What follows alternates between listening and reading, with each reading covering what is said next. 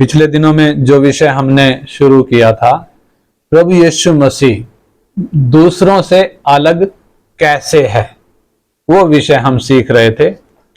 और उसमें हमने 6 बातें अब तक सीखी हैं, जिसमें सबसे पहली बात यीशु मसीह का वो कुंवारी जन्म, जो यीशु को बाकी मानव जाति से अलग करता है। दूसरा हमने देखा था प्रभु यीशु मसीह का निष्पाप जीवन, यानी उसने अपने जीवन भर निष्पाप जीवन जिया। इस धरती पे बाकी दूसरा ऐसा कोई नहीं है। और तीसरी बात हमने देखी थी प्रभु यीशु मसीह की क्रूस की मृत्यु, जो पापियों के लिए थी, यानी एक ही है जो पापियों के लिए मरा। और चौथा हमने देखा था प्रभु यीशु मसीह मृत्यु के तीसरे दिन कब्र में से जिंदा हो गए, यानी मरे हुए में से जिंदा होने वाले कितने हैं? वो एक ही है। और पांचवी बात हमने देखा था प्रभु यीशु मसीह देखते देखते स्वर्ग में उठा लिए गए।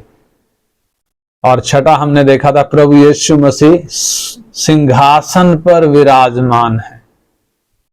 और आज सातवीं बात जो हम देखने जा रहे हैं, प्रभु यीशु मसीह का दूसरा आगमन, जब प्रभु यीशु 1000 साल के लिए इस धरती पर राज्य करने के लिए आ रहा है। और जब यीशु राज्य करने के लिए आ रहा है, उससे पहले वो गुप्त में आएगा। गुप्त में कैसे आएगा? धरती पर नहीं आएगा, बादलों तक आएगा। क्यों आएगा? कलीसिया को लेकर जाएगा, यानी विश्वासी जो बीते समय में अपनी दौड़ पूरा करके जो विश्राम में चले गए, यानी जो मर गए, पहले वो जिंदा हो जाएंगे। और उसके तुरंत बाद जो जिंदा हैं, यीशु मसीह जब गुप्त में आएगा, उस वक्त तक जो जिंदा होंगे वो बदल कर उठा लिए जाएंगे। और ये सब कितनी देर में होगा? पलक झपकते ही हो जाएगा। जितनी देर में हम आंख की पलक झपकते हैं, उतनी देर में मुर्दे भी जिंदा हो जाएंगे और जिंदा बदल कर उठा लिए जाएंगे। मतलब 7 साल तक वो स्वर्ग में रहेंगे। ये पहला पुनरुत्थान है, परमेश्वर के वचन में जो दिया गया है, पहला पुनरुत्थान। और वो 7 साल जो स्वर्ग में रहेंगे, उन 7 सालों में इस धरती पर क्या होगा? इस धरती पर महाक्लेश का समय होगा। और उस 7 साल में ऐसी ऐसी विपत्तियां, ऐसी ऐसी आपदाएं इस धरती पर आएंगी जो अब तक ना तो कभी आई और ना उसके बाद कभी मानव जाति पर आएंगी। और ऐसी भारी विपत्ति जिसमें ज्यादातर मनुष्य मर जाएंगे। बहुत भारी क्लेश होगा। प्रकाशित वाक्य की पुस्तक जब हम पढ़ते हैं, बाइबल की सबसे अंतिम पुस्तक, उसमें विस्तार से इन चीजों का वर्णन किया गया है।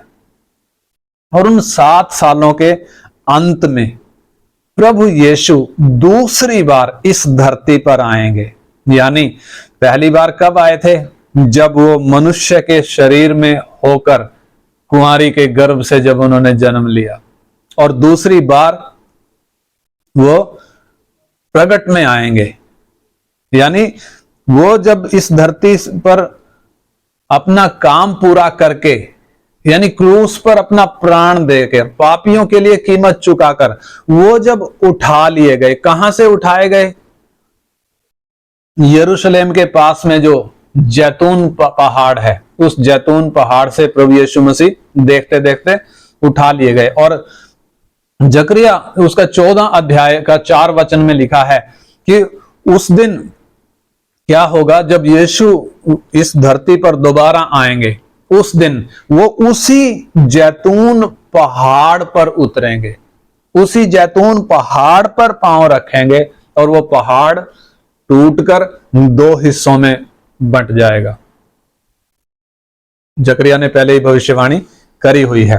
और जब हम देखते हैं प्रभु यीशु मसीह जब उठाए गए, उस वक्त चेले यीशु के साथ थे, बहुत सारे चेले थे। उनको आदेश देने के बाद प्रभु यीशु मसीह उठाए गए। हमने पढ़ा था पिछली बार उसका प्रेरितों के काम 1 अध्याय उसका 9 वचन पढ़े तो प्रेरितों के काम 1 अध्याय का 9 वचन। प्रेरितों के काम 1 अध्याय का 9 वचन। ये कहकर वो उनके देखते देखते ऊपर उठा लिया गया और बादल ने उसे उनकी आंखों से छिपा लिया। हाँ, मतलब प्रभु यीशु मसीह को बादलों पर उठा लिया गया, देखते देखते उठा लिया गया और बादलों ने उनकी आंखों से उसको छिपा लिया। ये हम देख चुके हैं पहले। उसके बाद आगे 10 वचन भी पढ़ेंगे, 10 और 11 वचन। उसके जाते समय जब वे आकाश की ओर ताक रहे थे तो देखो 2 पुरुष श्वेत वस्त्र पहने हुए उनके पास आ खड़े हुए और उनसे कहा, हे गलीली पुरुषों, तुम क्यों खड़े आकाश की ओर देख रहे हो? यही यीशु जो तुम्हारे पास से स्वर्ग पर उठा लिया गया है, जिस रीति से तुमने उसे स्वर्ग को जाते देखा है, उसी रीति से वो फिर आएगा। हाँ, देखिए, उस वक्त जब यीशु उठाए गए, उठाए जाने के बाद 2 स्वर्गदूत प्रकट हुए। देखने में कैसे लगते हैं? पुरुषों के जैसे लगते हैं। 2 स्वर्गदूत श्वेत वस्त्र पहने हुए उनके सामने प्रकट हुए, जो उधर यीशु के साथ उस पहाड़ पर थे। और क्या कह रहे हैं? हे गलीली पुरुषों, तुम क्यों खड़े आकाश की ओर देखते हो? यही यीशु जो तुम्हारे पास से स्वर्ग पर उठा लिया गया है, जिस रीति से तुमने उसे स्वर्ग को जाते देखा, उसी रीति से वो फिर आएगा। यानी जिस प्रकार तुमने उसे जाते हुए देखा है, वैसे ही तुम उसके वापिस आने को भी क्या करोगे? देखोगे। कौन देखेंगे? सारी धरती के लोग उसको देख पाएंगे। कहां देख पाएंगे? स्वर्ग से उतरते हुए, बादलों पर आते हुए उसको देख पाएंगे। तो इधर सवाल उठता है, ये काफी लंबा विषय है, हम टुकड़ों में इसको सीखेंगे। सवाल उठता है कि प्रभु यीशु मसीह को इस धरती पर दोबारा आने की जरूरत क्यों है? दोबारा आने की जरूरत क्यों है? जब एक बार प्रभु आया और जो कीमत चुकानी थी पाप के लिए, इंसान को छुटकारे के लिए जो छुड़ौती देनी थी, उसने वो दे दिया और देकर चला गया। अब दोबारा आने की जरूरत क्या है? जिस पृथ्वी पर यीशु को क्रूस पर चढ़ाया गया था, उसी पृथ्वी पर 1000 साल के लिए यीशु राज्य करने के लिए दोबारा इसी धरती पर आ रहा है। जब परमेश्वर ने पहला आदम बनाया था, हम देख रहे हैं क्यों इस बात की जरूरत है कि वो दोबारा आए। जब हम पहले आदम को देखते हैं, परमेश्वर ने जब इंसान को बनाया, वो पहला आदम और उसकी पत्नी हव्वा, जब परमेश्वर ने वो पति पत्नी बनाए और परमेश्वर ने जब उनको बनाया, एक बड़ी योजना के तहत बनाया। और कैसे बनाया था? अपने स्वरूप और समानता में बनाया था। और परमेश्वर ने धरती का सारा अधिकार इंसान को दे दिया था, धरती का सारा अधिकार। और इंसान ने अपनी विश्वास योग्यता साबित करनी थी उस राज्य के द्वारा, उस अधिकार के द्वारा, जो उस काम के द्वारा जो उसको सौंपा गया था। क्या करना था? अपनी विश्वास योग्यता को साबित करना था, ताकि अनंत काल तक वो क्या कर सके? परमेश्वर के साथ वास कर सके, परमेश्वर के साथ राज्य कर सके। उसके लिए परमेश्वर ने क्या किया था? उनको वो अधिकार दिया था। लेकिन हम देखते हैं हुआ क्या? इंसान ने परमेश्वर की आज्ञा का उल्लंघन किया और क्या कहकर अदन की वाटिका से निकला? मैं अपने तरीके से परमेश्वर के तुल्य बनूंगा। यानी उसकी सोच कैसी है? मैं परमेश्वर के तुल्य बनूंगा, लेकिन उसमें मुझे परमेश्वर की आवश्यकता नहीं है। मैं उसके लिए परमेश्वर के अधीन रहना नहीं चाहता। मैं अपनी मर्जी से चलते हुए, अपने आजादी के साथ मैं परमेश्वर के तुल्य बनूंगा। और हम देखते हैं हुआ क्या? हुआ क्या, इंसान अधिकार तो खो ही बैठा, जो राज्य उसको दिया गया था वो तो खो बैठा, उसके साथ साथ वो पाप का गुलाम बन गया, पाप का गुलाम बन गया। तो इंसान क्या हो गया, पाप का गुलाम हो गया। और पाप का गुलाम होने के बाद जब वो अदन की वाटिका से जब निकल रहा है, हम उसका जीवन जब देखते हैं, उनके दो बेटे हुए, कैन और हाबिल। कुछ दिनों के बाद क्या है, वो बच्चे जब बड़े हुए, छोटे बेटे की लाश पड़ी है। किधर पड़ी है, मां बाप के सामने बेटे की लाश पड़ी है। किसने मारा, जानवर ने नहीं मारा। अगर जानवर ने मारा होता तो थोड़ा सह लेते, लेकिन जानवर ने नहीं मारा, उसके खुद के बड़े भाई ने मारा है। यानी हालत कैसी हम देखें, क्या बोलकर निकला था, मैं परमेश्वर के तुल्य बनूंगा, लेकिन परमेश्वर के तुल्य बनना तो दूर की बात, परिस्थितियां कैसी आ गई, भाई भाई को जान से मार रहा है, भाई भाई को जान से मार रहा है। और उसके बाद जब हम देखते हैं इंसान ने जब और जनसंख्या बढ़ती गई, हुआ क्या, परिवार का जो मुखिया होता था वो घर को चलाता था, अपने घराने की अगुवाई करता था। फिर उसके बाद कुछ टाइम बाद धीरे धीरे जब टाइम बढ़ा, न्यायियों का टाइम आया। उसके बाद न्यायियों के बाद राजाओं का टाइम आया, राजा नियुक्त किए गए। राजा क्यों नियुक्त किए गए, ताकि राजा लोग अगुवाई करें। और उसके बाद सम्राट आए, बड़े बड़े सम्राट आए, बड़े बड़े साम्राज्य आए। और हम देखते हैं कितने सारे हैं, बाबुल का साम्राज्य आया, मेदो पर्सिया का आया, यूनान का साम्राज्य आया, रोम का साम्राज्य आया। और उसके बाद हम देखते हैं एक के बाद एक इंसान प्रयोग कर रहा है, एक के बाद एक कर रहा है, क्योंकि एक में कामयाब नहीं हुआ, इसलिए दूसरा प्रयोग। साबित क्या करना चाहता है, मैं राज्य कर लूंगा, मैं अपनी ताकत से कर सकता हूं। यह मानने को तैयार नहीं है कि मैं नहीं कर सकता। पूरा प्रयास किस में लगा रहा है, एक के बाद एक प्रयोग क्यों कर रहा है, यह साबित करने के लिए कि मैं राज्य कर लूंगा। इसलिए वो एक के बाद एक नए नए सिस्टम लेकर आ रहा है। और हम देखते हैं ऐसे में परमेश्वर स्वर्ग में जो बैठा है, स्वर्ग में जो विराजमान है, इंसान पर हंसता है। भजन संहिता 2 अध्याय में लिखा है, उसका 1 वचन से हम पढ़ें। भजन संहिता 2 अध्याय का 1 वचन से। हाँ, जाति जाति के लोग क्यों हुल्लड़ मचाते हैं, और देश देश के लोग व्यर्थ बातें क्यों सोच रहे हैं।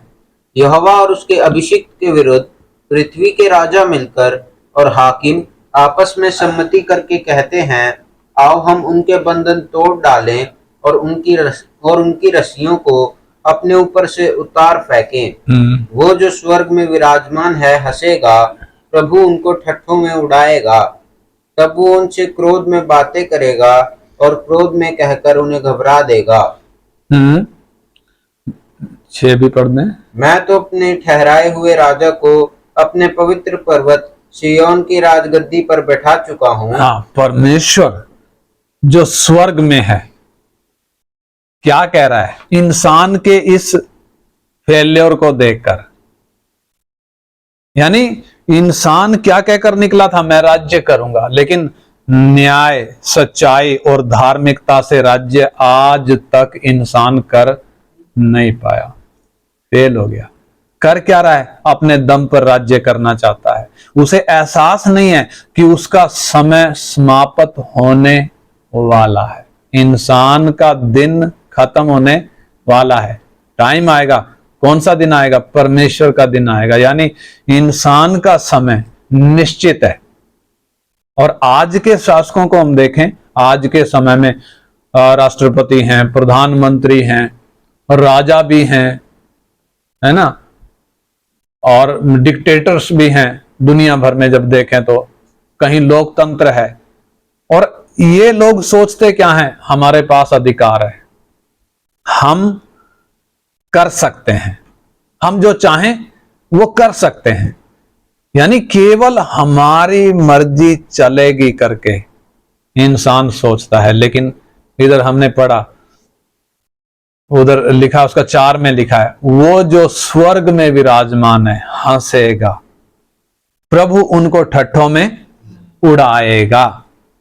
और हम देखते हैं आजकल दुनिया में कितने सारे गठबंधन है, यूएन है, यूएनओ, यूनाइटेड नेशंस ऑर्गेनाइजेशन, इंसानों ने, देशों ने मिलकर बनाया है। सोचते क्या है कि हम ताकतवर हैं और हमारे सामने कोई टिक नहीं सकेगा, है ना। कई देशों ने मिलकर कई गठबंधन बना लिए। और जब देखते हैं विज्ञान ने कितना तरक्की कर ली, मेडिकल साइंस ने कितना तरक्की कर ली, टेक्नोलॉजी में इंसान कितना तरक्की कर गया, लेकिन इतना कुछ तरक्की करने के बावजूद भी, इतने नए नए आविष्कार इंसान ने जब किए हैं, वो सब करने के बावजूद जब हम दुनिया की असली हालत को देखते हैं, असली हालत क्या है, दुनिया के सामने कितने मुद्दे हैं, दुनिया के सामने कितनी समस्याएं हैं, विकराल समस्याएं हैं। जैसे कि हम देखते हैं कोरोना महामारी आई, यानी एक महामारी केवल नहीं, एक के बाद एक महामारी, कभी कोई महामारी आ रही है, कभी कोई महामारी आ रही है। फिर गरीबी, इंसान गरीब, कितने गरीब हैं दुनिया में, कितने भूखे रहते हैं, भूखमरी का बड़ी समस्या है, नस्लवाद की समस्या है, भेदभाव की समस्या है, आतंकवाद की समस्या है, लड़ाइयां हैं, एक देश दूसरे देश पर हमला कर रहा है। और फिर हम देखें इंसान नशे के गुलाम है, कितने लोग नशे के गुलाम है, नशे का जो व्यापार होता है ये कितना भयानक समस्या है। और फिर हम देखते हैं देह व्यापार और मानव तस्करी जो होती है, ह्यूमन ट्रैफिकिंग जो होता है। और फिर हम देखते हैं सांप्रदायिक नफरत जो दुनिया में हम देखते हैं, एक संप्रदाय दूसरे संप्रदाय को देखकर राजी है नहीं।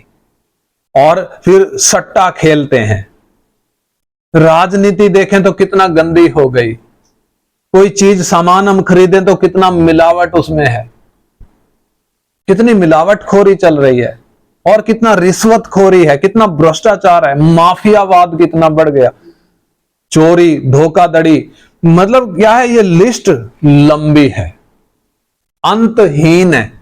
ये समस्याएं जो इंसान के सामने मुंह पसारे खड़ी हैं, विकराल समस्याएं हैं। इंसान तो कहता था मैं क्या कर लूंगा, राज्य कर लूंगा, लेकिन कर नहीं पाया। क्या कहता था, मैं परमेश्वर के तुल्य बनूंगा। लेकिन इन समस्याओं का इंसान के पास कोई तोड़ है नहीं, कोई समाधान है नहीं। अगर समाधान होता तो अब तक इन समस्याओं में से बहुत सी समस्याएं क्या हो सकती थी, सॉल्व हो सकती थी, लेकिन आज तक नहीं हुई। एक के बाद एक बढ़ती जा रही है। जैसे जैसे टेक्नोलॉजी आई वैसे वैसे कितनी उसको गलत इस्तेमाल करने के कितने इंसिडेंट सामने आ रहे हैं, कितने हैकर सामने आ रहे हैं, कितना मोबाइल से कितना फ्रॉड हो रहा है, लोगों के पैसे निकाले जा रहे हैं। यानी कहने का मतलब क्या है, इंसान की हालत को जब हम देखते हैं, कहता था हम राज्य करेंगे, लेकिन बन क्या गए, गुलाम। किसके, पाप के गुलाम बन गए। तरक्की तो बहुत कर ली, लेकिन अंदर जो बैठा है पाप, उससे छुटकारा मिले तो कैसे मिले। ये पाप तो ऐसी बीमारी है जिसको इंसान मानने को भी तैयार नहीं है कि मेरे अंदर क्या है, पाप है, मैं पापी हूं करके मानने को इंसान तैयार नहीं है। और अदन की वाटिका से इसलिए निकला था कि मैं अपने बूते पर राज्य करूंगा, लेकिन राज्य करना तो दूर, गुलाम बन गया, शैतान का गुलाम बन गया, पाप का गुलाम बन गया, और फिर भी मानने को तैयार नहीं है। और स्वर्ग देखकर हंसता है। स्वर्ग क्यों हंस रहा है, हे इंसान, तेरे अंदर इच्छा तो है, तू करना तो चाहता है, तू लोगों से वायदे भी करता है, लेकिन तेरे बस की बात नहीं है, तू नहीं कर सकता। तू पापी है और पाप के कारण तू गुलाम है। तू अपने दम पर ईमानदारी से राज्य नहीं कर सकता, धार्मिकता के साथ, न्याय के साथ, सच्चाई के साथ तू राज्य नहीं कर सकता। तू मान ले, लेकिन इंसान मानने को तैयार नहीं है। जब इंसान फेल हो चुका है, ना धार्मिकता है, ना सच्चाई है, ना न्याय है, कोशिश कर रहा है लेकिन कामयाब नहीं हो रहा है, इसलिए ऐसे समय में प्रभु यीशु मसीह खुद इस धरती पर आ रहे हैं। क्या करने के लिए? राज्य करने के लिए। कौन सा राज्य? धार्मिकता, सच्चाई और न्याय का राज्य इस धरती पर स्थापित करने के लिए आ रहे हैं। यानी आदम को जो राज्य दिया था और जो राज्य उससे छिन गया, वही राज्य फिर से प्रभु यीशु मसीह इस धरती पर स्थापित करने के लिए आ रहे हैं। और जब हम देखते हैं भविष्यवाणियां, बहुत सारी बाइबल में भविष्यवाणियां हैं।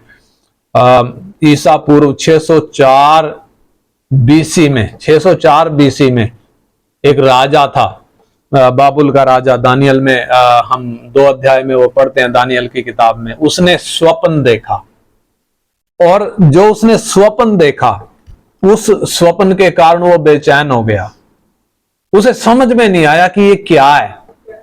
तब उसने अपने राज्य के सारे पंडित, शास्त्री और जो भी ज्ञानी पुरुष थे, जो भी ज्योतिषी थे, तंत्री थे, टोने थे, कसदी थे, सारे इकट्ठे कर लिए। क्यों इकट्ठे कर लिए? राजा समझदार था, गंभीर था, उसको मालूम था लोग इस सपने का अर्थ गलत बता सकते हैं और मुझे गुमराह कर सकते हैं। इसलिए उसने क्या किया?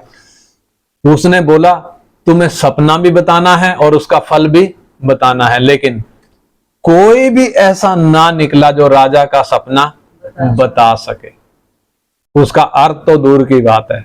ऐसे में परमेश्वर ने वो सपना भी और उसका अर्थ भी परमेश्वर के दास दानियल को खोल कर दिया। और दानियल जब उस राजा के पास, नबूकदनेस्सर राजा के पास आया बताने के लिए, परमेश्वर के वचन में हम पढ़ते हैं दानियल 2 अध्याय का 31 से पढ़ें, 2 का 31 से। दानियल 2 अध्याय का 31 वचन से। हे राजा, जब तू देख रहा था तब एक बड़ी मूर्ति देख पड़ी, और वो मूर्ति जो तेरे सामने खड़ी थी वो लंबी चौड़ी थी। उसकी चमक अनुपम थी और उसका रूप भयंकर था।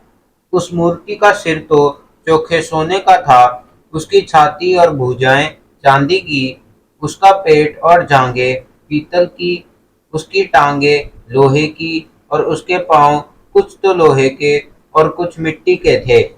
और देखते देखते तूने क्या देखा कि एक पत्थर ने बिना किसी के खोदे आप ही आप उखड़कर उस मूर्ति के पांव पर लगकर जो लोहे और मिट्टी के थे उनको चूर चूर कर डाला। तब लोहा, मिट्टी, पीतल, चांदी और सोना भी सब चूर चूर हो गए और धूपकाल में खलिहानों के भूसे के समान हवा से ऐसे उड़ गए कि उनका कहीं पता ना रहा। और वो पत्थर जो मूर्ति पर लगा था वो बड़ा पहाड़ बनकर सारी पृथ्वी में फैल गया। हाँ, ये सपना नबूकदनेस्सर राजा ने देखा, जो बाबुल का राजा था। उसने ये सपना देखा और दानियल ने ये सपना उसको जब बताया, सपना केवल नहीं बताया, उसने अर्थ भी बताया। और इस सारे का अर्थ जब दानियल बता रहा है, ये जो सोने का सिर है, ये बड़ी मूर्त जो है, उसमें अलग अलग धातुएं हैं। सिर सोने का है, जो किसको दिखा रहा था? दानियल ने बताया कि ये तेरा साम्राज्य होगा। यानी उस वक्त तक वो बड़ा सम्राट नहीं था, बल्कि ये उसके राज्य का दूसरा ही साल है। यानी तब तक उसने बड़ी लड़ाइयां नहीं जीती हैं, पूरी धरती पर अपना साम्राज्य स्थापित नहीं किया है। लेकिन दानियल बता रहा है ये सोने का सिर तू ही है, यानी तेरा राज्य है, यानी वो बाबुल का साम्राज्य, सोने का सिर। और फिर उसके बाद हम देखते हैं वो दूसरा जो बताया, चांदी छाती और भुजाएं, मादी फारसी राज्य। और उसके बाद पीतल पेट और जांघें, जो यूनान का साम्राज्य आया। और फिर लोहे की टांगें, यानी जो रोमन साम्राज्य आया। और उसके बाद पैर जो मिट्टी और लोहे के थे, जो वर्तमान समय में जो डिक्टेटरशिप और लोकतंत्र है उसको दिखाते हैं। इसके बाद जो वो पत्थर आया, इसमें लिखा ना एक पत्थर, फिर देखते देखते तूने क्या देखा कि एक पत्थर बिना किसी के खोदे आप ही आप उखड़कर उस मूर्ति के पांव पर लगकर, जो लोहे और मिट्टी के थे उन पांवों पर लगकर उनको चूर चूर कर डाला। और वो सारी मूर्ति, यानी लोहा भी, मिट्टी भी, पीतल भी, चांदी भी, सोना भी, सारा का सारा क्या हो गया, चकनाचूर हो गया। और हवा में ऐसे उड़ गए और उनका कहीं पता नहीं चला, जैसे भूसा उड़ता है खलिहान में से गर्मी के टाइम में जब तेज हवा चलती है, भूसा जैसे उड़ता है, ऐसे उड़ गए और उनका कहीं पता नहीं चला। और वो जो पत्थर मूर्ति पर लगा था वो बड़ा पहाड़ बनकर सारी पृथ्वी पर फैल गया। तो दानियल भविष्यवक्ता ने इस स्वप्न को क्या किया, स्वप्न को भी बताया और उसके अर्थ को भी बताया, है ना। जो राजा ने सपना देखा, ये राजा उस वक्त तक राजा है, सम्राट नहीं है, लेकिन टाइम आया ये राजा लड़ाइयों में जीता।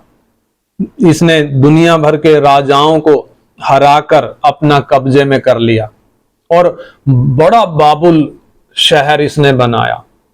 और एक दिन जब ये उस अपने महल पर टहल रहा था, उस वक्त इस बड़े बाबुल शहर को देखकर उसके अंदर जो घमंड आया, दानियल 4 अध्याय उसका 29 और 30 वचन हम पढ़ें। 29 और 30 वचन। 12 महीने के बीतने पर जब वो बेबीलोन के राजभवन की छत पर टहल रहा था, बेबीलोन के राजभवन की छत पर जब वो राजा टहल रहा था, सम्राट जब टहल रहा था, तब वो कहने लगा, क्या यह बड़ा बेबीलोन नहीं है? क्या ये बड़ा बेबीलोन नहीं है जिसे मैं ही ने अपने बल और सामर्थ से राजनिवास होने को और अपने प्रताप की बड़ाई के लिए बसाया है। हाँ, किसके लिए बसाया है? मैंने ही अपने ही बल से और अपने ही सामर्थ से मेरा राज निवास होने के लिए और अपने प्रताप की बड़ाई के लिए मैंने बसाया है। यानी जब उसने ये बात मन में सोची, उसके अंदर जब वो घमंड आया, उस वक्त क्या हुआ, उसके आगे भी पढ़े।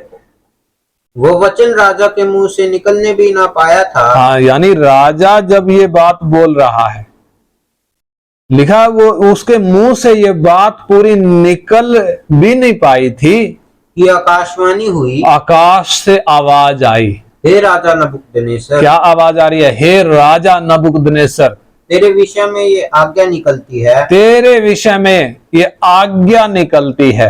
राज्य तेरे हाथ से निकल गया। हाँ, राज्य तेरे हाथ से, फिर और तू मनुष्यों के बीच से निकाला जाएगा। तू मनुष्यों के बीच से निकाला जाएगा और मैदान के पशुओं के संग रहेगा। तू मैदान के पशुओं के संग रहेगा। था क्या? बड़ा सम्राट।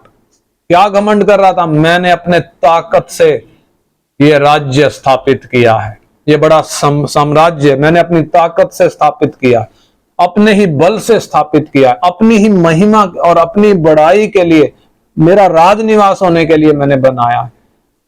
और परमेश्वर की आवाज आई, तू क्या करेगा?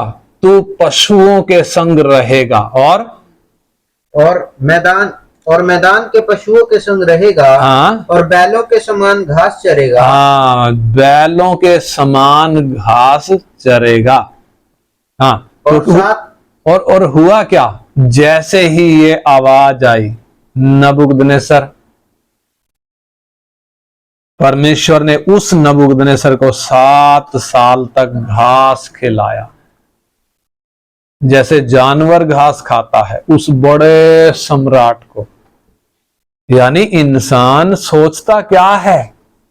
मेरी ताकत, मेरा बल, मेरी महिमा, है ना। परमेश्वर ने 7 साल उस बड़े सम्राट को, वो देखें तो सोने का सिर है, यानी ऐसा साम्राज्य उसके बाद से दोबारा कभी इस धरती पर आया नहीं है।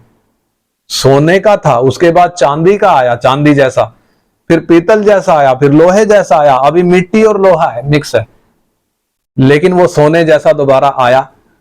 फिर भी देखो, परमेश्वर ने उस सम्राट के घमंड के कारण उसको 7 साल तक घास खिलाया, और उन 7 सालों के बाद जब वो अपने उसमें होश में आया, तब क्या कह रहा है?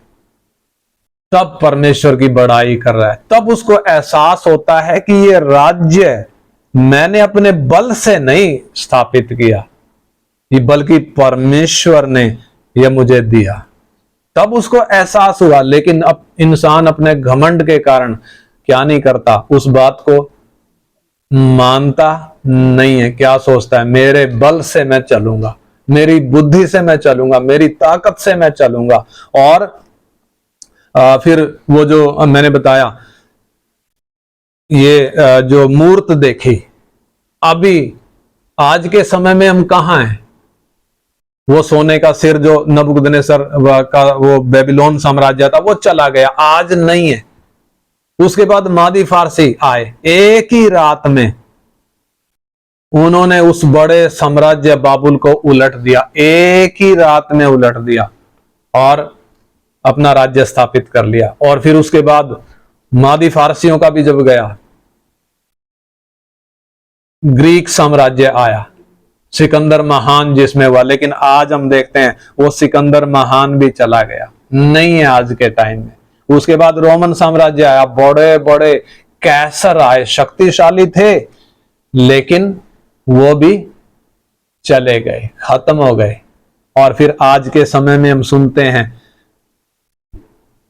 तानाशाह, कई तानाशाह हैं, और लोकतंत्र भी है, यानी कहीं मिट्टी है, कहीं लोहा है।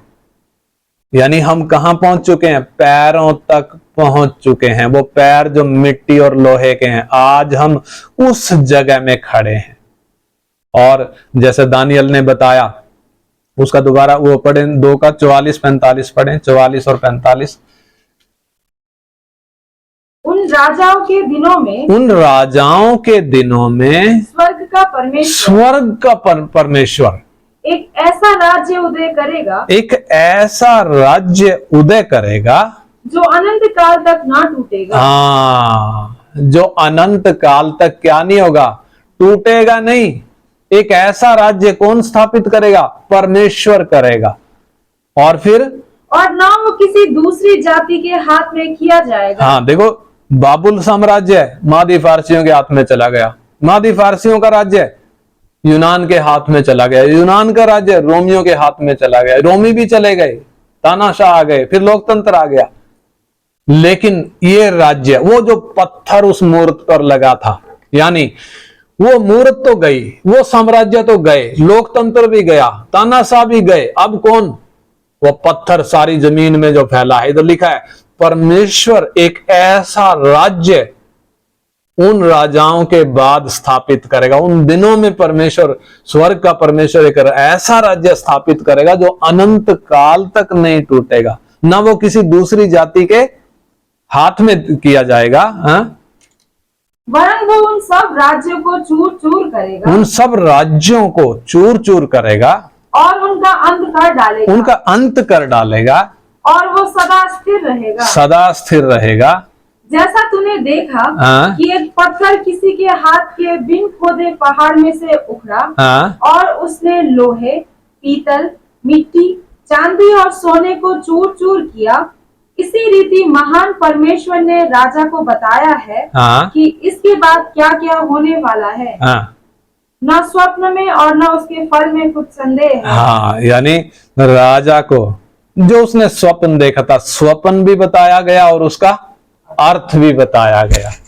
और क्या बताया है, आने वाले दिनों में जो साम्राज्य आने वाले हैं और उन सब के बाद में ये जो साम्राज्य टूटेंगे, एक ऐसा राज्य स्थापित होगा जो कभी टूटेगा नहीं, अनंत काल का राज्य है। और उसमें उसका एक भाग इस धरती पर है। कितने साल के लिए? 1000 साल के लिए।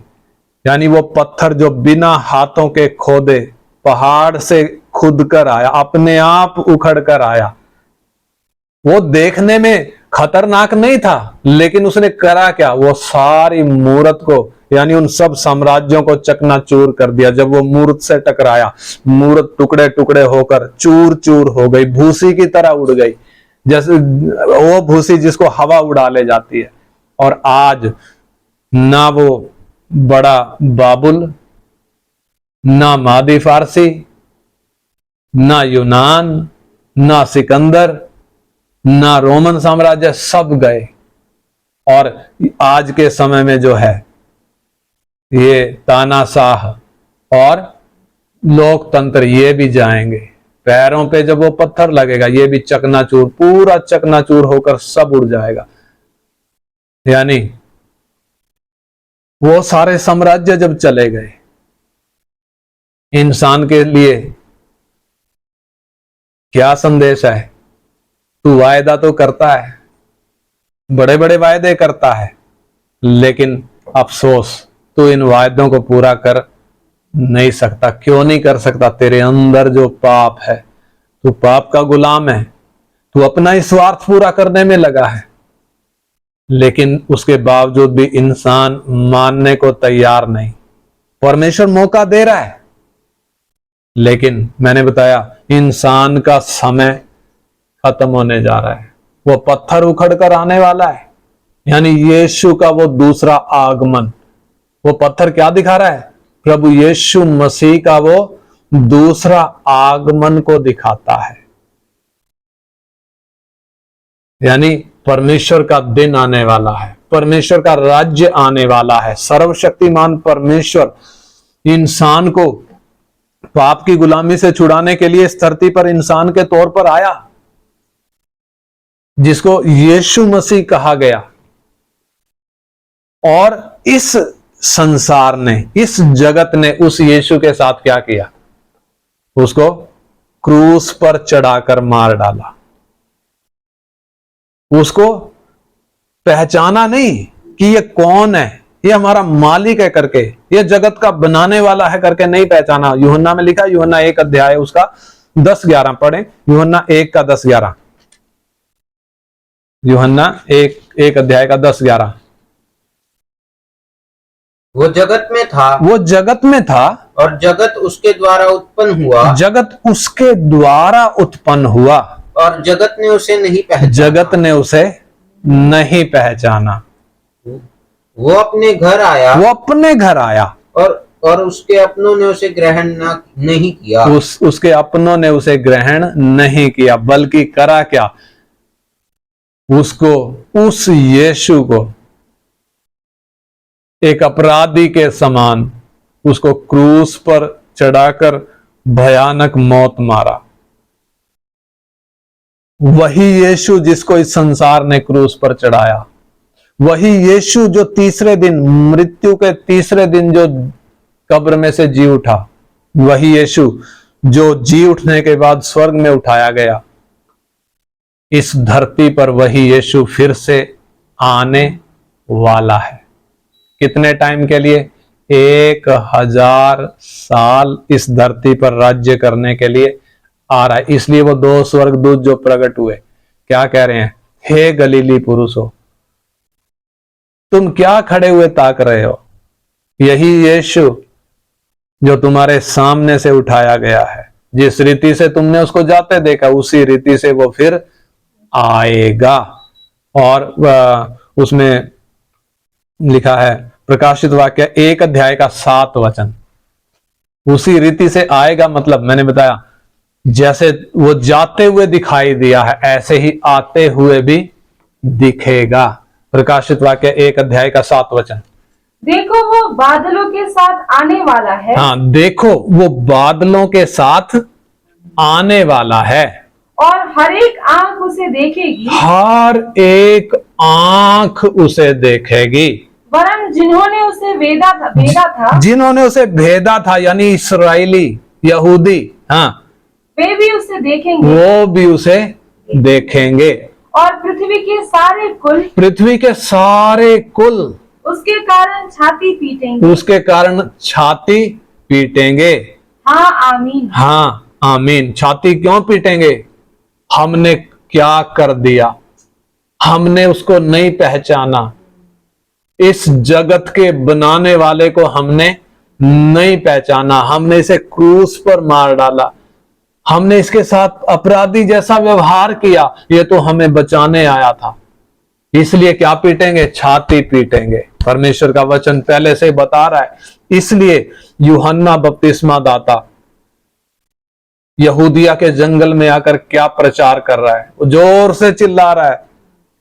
मत्ती 3:2 पढ़े। मत्ती 3:2 हम समाप्त करने जा रहे हैं। मत्ती 3:2 मन फिराओ क्योंकि स्वर्ग का राज्य निकट आ गया है। क्योंकि स्वर्ग का राज्य निकट आ गया है। और यूहन्ना ही नहीं, यूहन्ना के बाद प्रभु यीशु मसीह, जब प्रभु यीशु मसीह ने अपनी सेवकाई को आरंभ किया, क्या कह रहे हैं? 4:17 उस समय से यीशु ने प्रचार करना और ये कहना आरंभ किया, मन फिराओ क्योंकि स्वर्ग का राज्य निकट आया है। हाँ, कहां से शुरुआत कर रहे हैं प्रभु यीशु? मन फिराओ क्योंकि स्वर्ग का राज्य निकट आया। यानी हम पापी मनुष्यों को उस स्वर्ग के राज्य में, उस प्रभु यीशु मसीह के राज्य में प्रवेश करने के लिए परमेश्वर क्या दे रहा है? मौका दे रहा है। लेकिन शर्त है। कौन सी शर्त है? मन फिराओ। यानी मन फिराने का मतलब है, इंसान तू क्या बोलता था? मैं परमेश्वर के तुल्य होऊंगा। तू क्या बोलता था? मैं आजाद हूं, मैं परमेश्वर के अधीन नहीं हूं, मैं अपनी मर्जी से चलूंगा। तू मानने को तैयार नहीं है कि तू पापी है, इसलिए तू क्या कर ले? मन फिरा ले। इसलिए यूहन्ना बपतिस्मा दाता यही चिल्ला रहा है। प्रभु यीशु मसीह यही प्रचार कर रहे हैं, मन फिराओ क्योंकि स्वर्ग का राज्य निकट आया। और यीशु ने जब अपने चेलों को भेजा, 12 को जब भेजा, उनको भी यही बोला, जाकर ये प्रचार करो, स्वर्ग का राज्य निकट आ रहा है।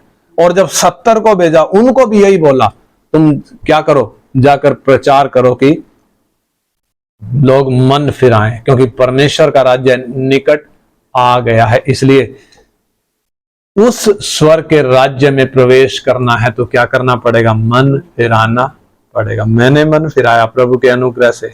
इसलिए आइए हम अपने जीवनों को जांचें। स्वर्ग का राज्य आ रहा है। जगत की हालत बहुत खराब है। एक टाइम था, नूह प्रचार कर रहा था, बड़ी बाढ़ आने वाली है, इसलिए जहाज में आ जाओ। लेकिन लोगों ने ठट्ठा उड़ाया, लोगों ने मजाक किया, किसी ने विश्वास नहीं किया। और एक दिन ऐसा हुआ, बाढ़ आ गई और सारे जगत को नाश कर दिया। जब बाढ़ आई, लोगों ने नूह को बोला, नूह जहाज का दरवाजा खोल दे। लेकिन नूह ने जहाज का दरवाजा नहीं बंद किया था, इसलिए वो उसे खोल भी नहीं सकता था, परमेश्वर ने बंद किया था। आज के समय में भी परिस्थिति ऐसी है। प्रभु यीशु मसीह कहते हैं, मनुष्य के पुत्र के दिनों में भी ऐसा ही होगा जैसे नूह के दिन थे। हालेलुया। लोग खा पी रहे होंगे, लोग ब्याह शादियां कर रहे होंगे, लोग मकान बना रहे होंगे। अचानक जैसे उस वक्त बाढ़ आकर बहा ले गया, ऐसे ही मनुष्य के पुत्र का आना भी होगा। इसलिए आज भी दुनिया भर में यह प्रचार किया जा रहा है, मन फिराओ क्योंकि स्वर्ग का राज्य निकट आया है। जो अपने पापों से मन फिराता है, जिसको एहसास होता है वचन को सुनकर, हाँ मैं पापी हूं, आज तक मैं अपनी मर्जी से चला, आज तक मैंने अपनी ही इच्छाओं को पूरा किया, आज तक मैं अपनी बुद्धि के द्वारा ही चला, मैंने अपनी मर्जी पूरा करने की पूरी कोशिश करी, लेकिन अब नहीं, मैं अपने पापों से मन फिराता हूं। Hallelujah, hallelujah, hallelujah. आइए हम प्रार्थना करें।